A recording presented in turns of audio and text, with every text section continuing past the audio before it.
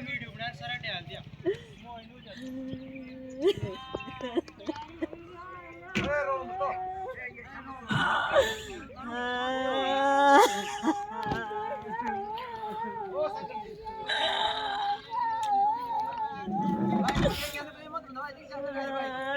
हमारे वाशरूम लोग बस तो खाए लोग तो पुलिस केस करो